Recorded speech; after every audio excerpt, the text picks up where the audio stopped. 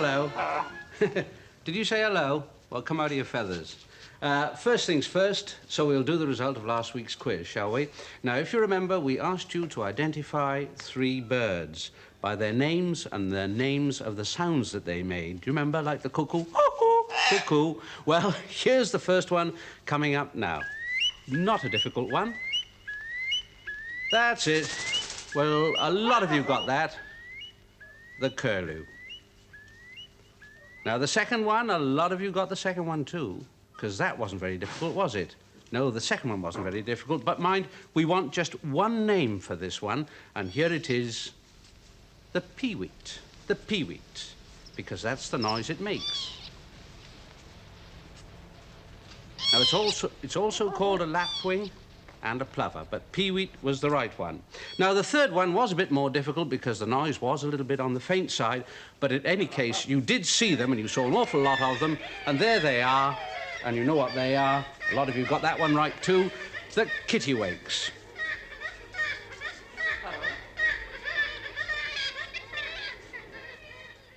So there. Well, a lot of you got them all right, but as we said, it was the first 2 correct answers out of the bag, and they would get a copy of this WorldLife Atlas. So there we are, and here are the first 2 that came out of the bag, just like this. There's Michael Dillon of 26 Butterfield Road, over Hulton, Bolton in Lancashire, and then there's Claire Shuttleworth, 64 Brinny Hill, London North 2. So you'll be getting those in due course. Now, I suppose you've noticed, of course you have when you've been to the seaside, that tide comes in and it just takes out all your footprints, and then it grows back again, and you've got a lovely, smooth expanse of sand. You know, I often wish that the tide could roll over certain parts of Britain like that, parts where we've put our great big feet, because, you know, we do make rather a mess of our country in certain places from time to time. But, of course, it does sometimes happen that where we do make a mess, it's not always to our disadvantage. It sometimes turns out for the best.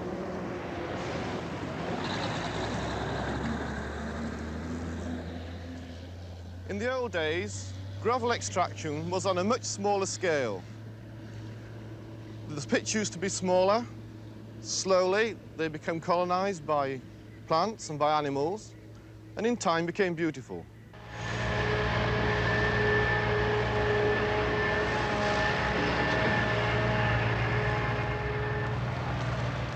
But the modern pressures, the building of new cities, has meant that the companies have got larger and the scale of their operations have got much larger. We've got larger pits like this one here. And it's become necessary to plan them so that they're useful places for human beings to go and enjoy themselves, and also efficient and useful places for wildlife to be found and live. This is an area that's recently been worked out. It's just beginning to be colonised by vegetation. Birds need this sort of area to nest in. Some martins nest in the banks, even where there are large lorries thundering overhead.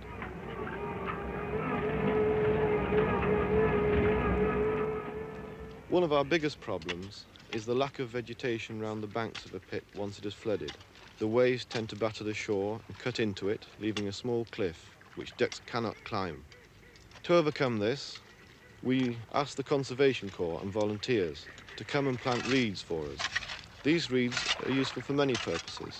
They prevent the bank from being eroded, they provide cover for the ducks to rest in, to molt in, and they provide shelter. The method we use of planting is to take one plant and at intervals along the shoreline merely dig it into the bank. And over the years, this one plant expands to cover quite a wide area.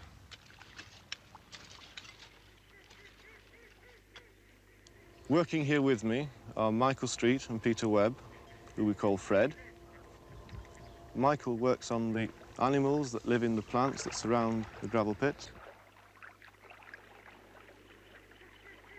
And he looks at these animals which are needed by the young ducklings in order to survive. And Fred looks after the birds. He's the warden.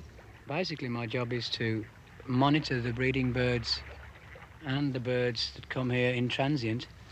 The area in the woodland that we have is probably one of the most important areas.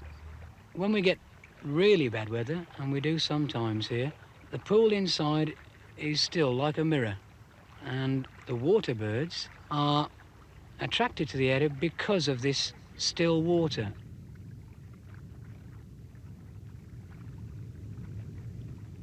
Coming up now.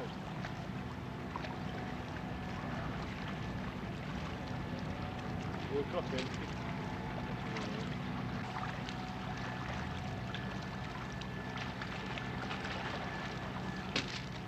These shallow, weedy waters are an ideal breeding ground for pike, and we find that pike and wildfowl breeding areas just do not go together.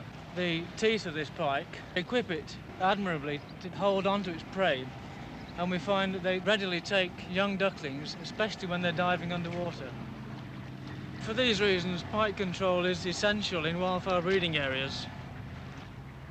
One of the most important factors about the area is that the area that we have wouldn't be and wouldn't have the attraction that it has to birds if it wasn't for the people working here.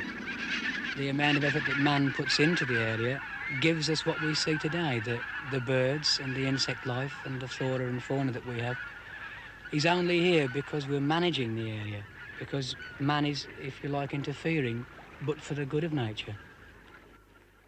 Well, now, your unfavourite animals seem to be snakes and crocodiles. Tortoises you seem to quite like, and of course there's those other little things that you rear yourselves, from little tadpoles, frogs. You quite like frogs. And we've got somebody here this afternoon who knows a lot about frogs, Ernest Ibbotson. Hello, Ernest. Nice of you to come along. Now, the main trouble seems to be, to me, that tadpoles are fine, you can keep them all right, then they grow their legs, and then we get into trouble. There's a dead stop. Yes, well, the only answer is to release them. What, release them in the wild? Oh, yes, once they get 4 legs, the thing is to let them go, because otherwise they just cannot survive. They must leave the water, Yeah. and they must collect small insects and green flies to survive, and unless you're prepared to go to a lot of trouble, the only answer is to release them in a suitable habitat. I see. Preferably in a garden with plenty of low herbage and plenty of ground cover for them. Yeah. It's the only thing to do for them to survive at all. Well, now, couldn't you collect your green fly for them? Well, it could, but it's a laborious process, and then, of course, there's always a risk that somebody may have sprayed it and you poison it. So, I mean, you know, you've got to really think very carefully before you release them anywhere. Yeah. But it's not easy these days to decide on a place that is really safe. Well, I know a lot of people try very hard. I've heartbreaking stories of how they try a little chopped up hard-boiled egg and a little bit of mince. Blimey, no, you mustn't use anything like that. It must be alive. It must be alive? It must be alive. If it's not alive, they will not eat it. If it doesn't move, it doesn't exist as far as a frog's concerned. You can feed them dead green flies, you can feed them dead worms, but they will not eat them. It must move, otherwise they will not touch it. I see. It must be strictly live food. Yeah. Now, Ernest, you've got a garden that's particularly adaptable to frogs, haven't you? Yes, it's made especially for frogs. I grow the sort of plants that frogs like, that encourages plenty of ground cover, like periwinkles, pansies, which get green fly, violets, but masses and masses of ground cover. Yeah. Anything about a foot high is ideal for them to get under and keep moist, which of course is essential with these creatures. They must keep moist, but you must release them once they get 4 legs, otherwise they're just drowned. I see, and so it's absolutely hopeless, and that really is the best way. Oh yes, it's the only way. They're literally drowned. The mortality rate when they get 4 legs is really high. Well, thank you very much, Ernest, for coming along. Now, those of you with colour televisions will probably have noticed that there were frogs in those tanks of different colours. Well, it's a bit difficult to go into at the moment, but you can see these frogs at St Albans Museum in the summer months. Thank you, Ernest. Well, now, the study of wild animals, or any animals, and noisy animals included, like you, can take a lot of time and need a lot of patience, because you can't always find live specimens, you can't always find dead specimens. So what's the next best thing? Well, you've got to go and find models of those animals. And the best place, I think, to find models of animals in this country is at the Natural History Museum in South Kensington, London.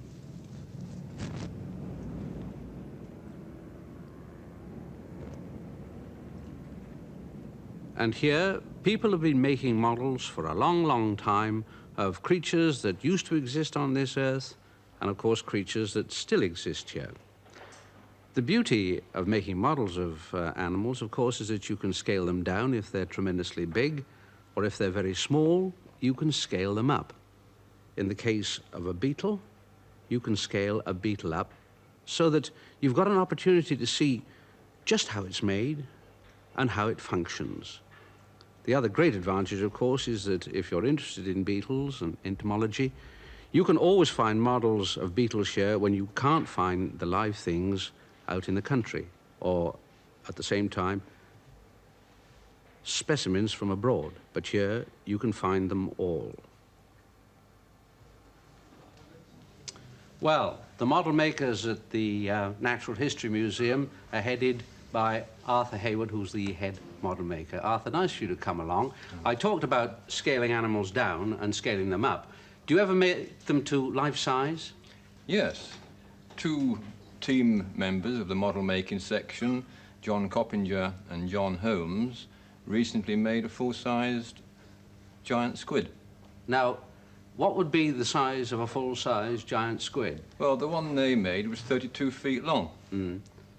Oh, gosh, you need a terrific room for that, then, do you? Ideally, one needs a big workshop, yes. Yeah. Well, now, what have we got here? These are smaller species, models of smaller species, around about 2 feet long. Then we come down to the battery of suckers on the giant squid tentacles. It's panning along the tentacles now that come into the arm bundle. Yeah. With the eye and the mantle behind it. You know, an animal like this goes to a terrific amount of trouble to get food, doesn't it? It does.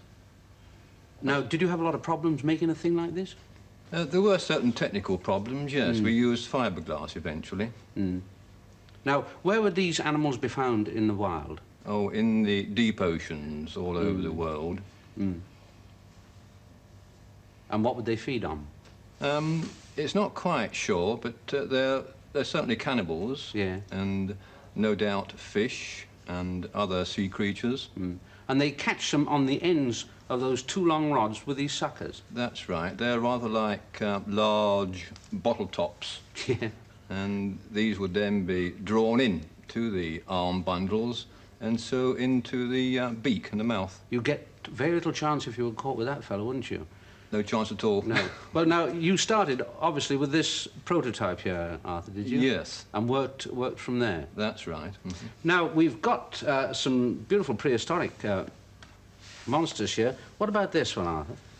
There must have been thousands of these bought over the years. These are plastic dinosaur skeleton kits. Yeah. No doubt have been assembled and discarded and now collecting dust on mantelpieces and sideboards. So I thought it might be an idea to help model makers to clothe it and model plastic clay all over the skeleton, and eventually one could make a model such as that. It doesn't collect quite so much dust in that state. Yeah. And eventually one can paint it in a realistic fashion and add a few plastic ferns for realism. Yeah. Well, I know a lot of people are very interested in making these sort of animals, Arthur, and you could go on, I suppose, and finish up with a beautiful prehistoric scene like that, could you? Indeed. Not too difficult to do? No, no. All you need is patience. Yes, and some patience and some what? Plaster? Modelling clay. Modelling clay and some plaster. That's right. Well, thank you very much, Arthur, for coming along. Thank you. Now, somebody wrote to me the other day and said, I would very much like to work in a zoo, but I don't want to have to clean out any of the animals' cages. Oh, dear, dear, dear, dear. Well, they should find something else to do, shouldn't they, really? Because if you work in a zoo, well, you've got to do all sorts of things. I know. I had to go and work at the West Berlin Zoo not so very long ago. And they said to me, now, look, come early in the morning and don't forget, bring your bucket. Well, I got my bucket and an umbrella because it's a bit on the wet side. Now, what's all this say? Eingeflogen unter Gruben, nicht gewesen unter angeschlossen. Oh, that's very interesting. I wonder what it means. underneath the gaslight in a rocking chair, sitting by the fireside, combing out my hair. Ta-da-da, left turn straight on now. Ta-da-da-da. That must be the entrance. Yes. You know, the zoo in West Berlin is one of the finest in Europe. They've got some fantastic animals here. I wonder what they'll ask me to do. Take the tigers for a walk? Maurice! Maurice! Yes, sir? What are you doing with this bucket? Oh, well, you know, I was... Well, since you have a bucket, you can go and milk the goats. Milk the goats? Yeah. Ha, you're joking. No, I'm not joking. Oh, all right. All right, yes, right. No, don't worry. I've got to go and milk the goats. Maurice! All right, yeah. Oh. I can see I'll have to do my very best here. Now, I wonder who lives in there. Oh, just a few West Berlin quack-quacks. Well, it's just the weather for you quack-quacks, isn't it? Oh, yeah. Just the weather for us quack-quacks. Oh, yes. Just the weather for quack-quacks. Just the weather. Hello, look out. I say. Phooey. Let's, try this way. It is raining. It really is the weather for ducks, isn't it? But thank goodness it didn't keep on much longer. Come on, it stopped raining. I don't want the outcoming. You don't want the outcoming. Come on, it stopped raining. So, is the rain stopping? Yeah, the rain is stopping. Oh, the rain is stopping. Yeah, the rain is stopping. The rain is stopping, and the sun is shining. Yeah, the sun is shining. Right, now just stand still, will you? That's right. Hey. Hey. This is no good. This bucket is too tall for a low-down goat like you. Oh. We'll have to get another bucket. That's all. Now, look, don't go away, please. The English always goes a roundabout way about everything. Hey, where are you going? Come on, back the other way. You are going the roundabout way again? No, you are going the roundabout way. No, you! No, you. Oh, look, don't mess about. All you've got to do is be milked. So be milked, will you? Well, I don't want to be milked by the English. Why not? Well, the English is having the cold hands. Oh, I'm not having the cold hands. Oh, yeah. Oh, 999. Oh, yeah. Oh, 999. Oh, yeah. Oh, look, come here, will you? It won't take a minute. If you'll only stand still. Eh, will you? Please. Stand still. Oh, that's it. Now we won't be long. Ah, dear.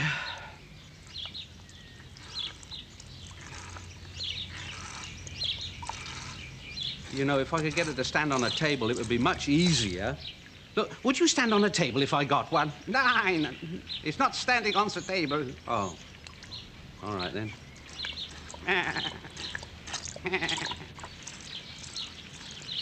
Thank goodness for that. That's done.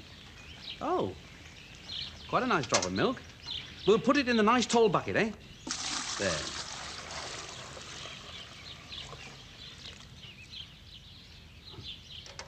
Just got 6 more to do.